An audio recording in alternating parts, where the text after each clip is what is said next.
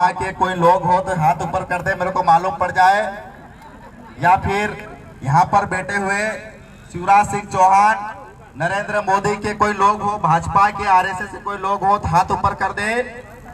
उनको इस मंच के माध्यम से वीर चक्र का अवार्ड के रूप में मैं नॉमिनेट करता हूं कि उनकी पुलिस ने इस देश के सबसे बड़े माफिया को जेल में डालने का काम किया है, जो हजारों करोड़ रुपए लेके विदेश भागने वाली थी चमेली बाई। अगर कभी उसको 4-5 दिन में अगर जेल में नहीं डालते तो वो हजारों करोड़ रुपए लेके जेल विदेश फरार हो जाती चमेली बाई। आप मुझे ये बताओ, आप लोग बोले सुमेर सिंह बड़ोले ये हंसी मजाक के बोल रहा है। सुमेर सिंह बड़ोले छुतिया नहीं है, तुम्हारे सामने फ्रंट एडवोकेट होके बोल रहा है। जब पुलिस प्रशासन आती है तुम्हारे पर हकीकत में कार्रवाई करती है, 34(2) की धारा लगाती है। मुझे आप ये बताओ, खरगोन जिले का एसपी मुझे ये बताए आके, यहाँ पे कलेक्टर मुझे ये आके बताए कि आदिवासियों के कितनों के पास दारू का ठेका है। आदिवासियों के एक भी ठेका दारू का नहीं है, लेकिन सबसे ज्यादा 34(2) का केस बनता है तो आदिवासियों के पर बनता है साथियों। तो मैं तो बोलता हूं ये आईपीसी और सीआरपीसी सिर्फ अंग्रेजों की देन थी, जिनको आरएसएस और भाजपा तुम्हारे ऊपर इस्तेमाल कर रही है। मुझे ये बताओ, ये कौन से देश में करोड़ रुपए लेके भागने वाले लोग थे जिनको जेल में डालने का काम किया? मुझे ये बताओ, ये इनका दीदी आपका हेलीकॉप्टर कहीं रखा हो यहाँ पे? नहीं दीदी, मतलब ये इतना बड़ा जो करा है विजय माल्या के से बड़े आप तो मतलब लिकर व्यापारी हो आप, इतना बड़ा मतलब यहाँ पे लोग शामिल हुए, इतना बड़ा कहीं हो तो बताओ हमको भी। नहीं है ना? लेकिन लिकर व्यापारी सबसे बड़ा केस बना इन्होंने। दिग्गू इस देश में सबसे ज्यादा राज कर रहे हैं। अगर रिकॉर्ड निकाल के देखो बे तो सबसे ज्यादा ठेको दिग्गुओं को मिला हुआ है। लेकिन केस किस पे बनता है? आदिवासियों बनता है। साथियों, मेरी माँ ने मुझे जब बचपन में था मैं तो मुझे खेत थे कि खिड़ी में भर के तो खेत में लेके जाती थी। जब उन्होंने कहा था मुझे तेरे कान में दर्द हो रहा था, मुझे दारू का जो है ना, जो पारा बोलते क्या बोलते उसको, उन्होंने कान में डाला था, वो कान दुखना बंद हो गया था। उसके बाद में वो गले भराते थे, मेरे को गले भरा देते थे, बड़वा आ जाता, दो उंगली डाला था नाक वो गले में। किसी ने डाला हो तो मालूम होगा, यहाँ पे आदिवासी मेरे भाई मौजूद है। वो जब डालता था तो किसी ने आके कहा इसको दोबारा पिला देना, तुम्हारा बोरिया को गले भराना बंद हो जाएंगे। वो दारू के आधा गिलास मेरे को पिलाया गया था। मेरी माँ के द्वारा आज तक मेरे गले नहीं भरा है। तुम्हारे सामने दहाड़ रहा है सुमेर सिंह बड़ोले। तो ये जो सरकार बोलती है ना कि तुम्हारे लिए दारू ये दुख का कारण है, हमारे लिए दारू दुख का कारण है। दारू तुम्हारे लिए दुख का कारण है क्योंकि तुम्हारे उद्योगपतियों को बेचने का मौका नहीं मिलता है। क्योंकि ये लोग, अगर ये देसी दारू बिकेगी तुम्हारी विदेशी दारू बंद हो जाएगी। तो ये सबसे बड़ा 34(2) का केस है साथियों। तो आपके ऊपर षड्यंत्र की तरह अपनाया जाता है। मुझे बताया गया था, यहाँ का सांसद है, मैं सवाल टीआई वीआई एसआई वैसाई वीडियो बना लो रे कि कहां से कहां देखने बना लो, मेरे को कोई फर्क नहीं पड़ता है। ये सुमेर सिंह बड़ोले जानदा बेड़ी बोमे बलकर का है, ये तुम्हारे सामने बोल रहा है। साथियों, मैं कोई टीआई से एसपी कलेक्टर से सवाल करने नहीं आया हूं। मैंने कोई टीआई को वोट नहीं दिया है। मैंने यहाँ के सांसद गजेंद्र पटेल और सुमेर सिंह सोलंकी को चुना है।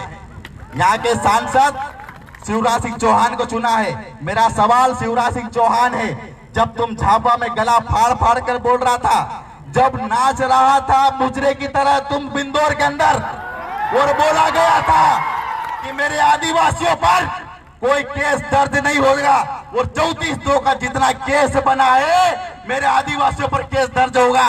शिवराज सिंह चौहान, इस वीडियो को तुम लेके जाओ, घर में 50 बार देखो। सुमेर सिंह बड़ोले तुम्हें सवाल पूछ रहा है, 34(2) का केस किसने हटाया तुमने? साथियों, इस देश का मूल मालिक कहने के नाम पर आदिवासी है, लेकिन इस देश के मूल मालिक को आज कुत्ते बिल्ली की तरह जीने पर मजबूर कर दिया है। और किन्होंने, दिग्गुओं ने, एक तरफ तो गला फाड़ के उनका मुखिया बोलता है कि 34(2) का केस नहीं बनेगा, दूसरा हमारी बहन को लेगी उतारने का काम करता है। मैं इस एसपी को पूछना चाहता हूं, आज हम तुम्हारे सामने पेंट उतारते हैं, भेजो तुम्हारे कितना तब तुम्हारे अंदर। अगर तुम्हारी माँ ने दूध पिया है, आओ हम तुमको बताते हैं कितना तुम्हारे अंदर दम है। हम तुमको बताते हैं हमारे अंदर दारू कितनी छुपी है। चेक करो सुमेर सिंह बड़लों का डीएनए, कितने उसके अंदर दारू है। अरे तू पूरे दरिया भेज जाएगी, तुम्हारे बाप चेक नहीं कर पाएगा। तेरी हिम्मत कैसे हुई इस आदिवासियों को? इस आदिवासियों ने, जैसे मेरे भाई ने बताया कि चट्टी में भगाया अंग्रेजों को, इसके पहले ईस्ट इंडिया कंपनी को भगाए। अरे तुम गांडू पांडू हमारे भाई लगोगे? 4 दिन के आए वो लोग हो, तुम हमारी भाई लगोगे? तुम्हारी औकात नहीं है। जिन्होंने ईस्ट इंडिया कंपनी हमको गुलाम नहीं बना पाए, अंग्रेज तुमको पूरा लूट के ले गए, आदिवासियों कभी गुलाम नहीं बना पाए। तुम्हारे कितने साल हुए तुमको? 4 8 50 साल 60 साल हुए कि कितने साल हुए? तुम हमको बताते हो, लेकिन साथियों कहीं ना कहीं हमारी कमजोरी है, इसको मानता हूं, हमारे कमजोरी। अगर हमारे समाज में गजेंद्र पटेल जैसे दलाल नहीं पैदा होते तो आज हम कहीं और होते। यहाँ का सांसद है गजेंद्र पटेल, मैं बोलता हूँ, नाम बोले, वीडियो बना के भेजो उसके सामने भेजो। सुमेर सिंह बड़ोल तेरे को दलाल बोला, एफआईआर दर्ज करा, जा जेल में करा उसके। सुमेर सिंह बड़ोल तेरे को दलाल बोला है। गजेंद्र पटेल एक आदिवासी, उसकी बहन की लेगी उतरवाई गई, उसकी बहन को थाने में अंदर बंद करा गया। गजेंद्र पटेल क्यों नहीं बोला? सुमेर सिंह बड़ोले, सुमेर सिंह सोलंकी जो है साथी कुमार के साथ में दीवाने बनाते दिखता है। सुमेर सिंह सोलंकी को मालूम होना चाहिए कि तेरे समाज की बहन बेटियों को नंगा करके थाने में बिठाया जा रहा है। कहा गया तेरी राज्य बस आनंद का सीट? इनको सिर्फ टिकट मिलता है, इनकी चमचागिरी के कारण इनको सिर्फ टिकट मिलता है कि ऐसे आयोजन नहीं होना चाहिए, इस कारण इनको टिकट मिलता है। साथियों हमें किसी से, हमको हमारे दुश्मन को पहचानना है। हम सबसे बड़े, मैं हमेशा बोलता हूँ, मैंने मनावर में भी ये बात बोलती, साथियों हमारा भाई हमारे लिए अपना है। तुम्हारे लिए कोई गजेंद्र पटेल तुम्हारी अर्थी उठाने नहीं आएगा, तुम्हारे लिए कोई सुमेर सिंह सोलंकी और मोदी तुम्हारे लिए अर्थी उठाने नहीं आएगा, शिवराज सिंह चौहान तुम्हारे लिए अर्थी उठाने नहीं आएगा। तुम्हारे अर्थी उठाने आएगा तुम्हारा समाज का भाई, तुम्हारे अर्थी उठाने आएगा। 700 रुपये खर्च करने आए थे भगवान, पूरी बात तो कर लेते। हाँ मतलब पैसा ला गया इधर उधर आना का, मतलब वो तो पूरा उतार लेते। तो साथियों तुम्हारी अर्थी उठाने के लिए कोई ये लोग आने वाले नहीं, तुम्हारी अर्थी उठाने के लिए आने वाले तुम्हारा समाज का भाई। इस समाज की विपरीत परिस्थिति में तुमको एकजुट होना पड़ेगा। साथियों हमारा भंवरलाल दादा परमार दादा हो, सतीश पेंदाम हो, महेंद्र कन्नौज हो, तमाम प्रकार के लोग हो जो तुमको बार बार बोले तुम आखिरी पीढ़ी हो, इस समाज के लड़ लो। इसके बाद तुम्हारे पास लड़ने की ना शक्ति बचेगी, ना ताकत बचेगी, ना हिम्मत बचेगी। साथियों आज की स्थिति में हमारे पास तमाम लोगों ने यहाँ भीड़ पूरी इकट्ठी होने हो जाना चाहिए, लेकिन कितने लोग आए? लेकिन ये एकता हमको बनाए रखना पड़ेगी, इन दिकुओं से हमको लड़ना पड़ेगी। ये लोग आज ही नहीं आए, हमारे बिरसा मुंडा पर भी इन्होंने आक्रमण किया था। हमारे टंटा मामा को इन्होंने गली गली जंगल जंगल भगाए।